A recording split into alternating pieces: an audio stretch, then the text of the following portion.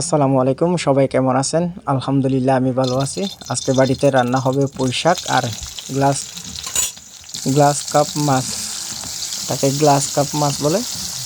এটা দিয়ে রান্না হবে। প্রথমে মাছগুলো ভেজে নেওয়া হচ্ছে, হলুদ আর লবণ দিয়ে মাছগুলো ভেজে নেওয়া হচ্ছে। এবার পুঁই শাক আর পেঁয়াজ কুচি, রসুন কুচি, তারপরে কাঁচামরিচ কুচি এগুলো দিয়ে সবগুলো একসাথে মিক্স করে তারপরে এগুলো সিদ্ধ করা হবে। সবগুলো সিদ্ধ করা হবে না, সবগুলো ময় মশলা দিয়ে রান্না করা হবে আর কি। প্রথমে পুঁই শাকগুলো সিদ্ধ করে নিচ্ছে। আপনারা দেখেন ভিডিওটা কেমন হয়েছে অবশ্যই কমেন্ট করে জানাবেন। আর গ্লাস কাপ মাছ নিয়ে আপনারা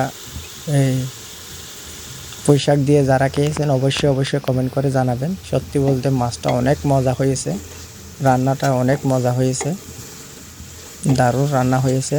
আপনাদের যদি কোনো অংশে ভালো লেগে থাকে অবশ্যই কমেন্ট করে জানাবেন।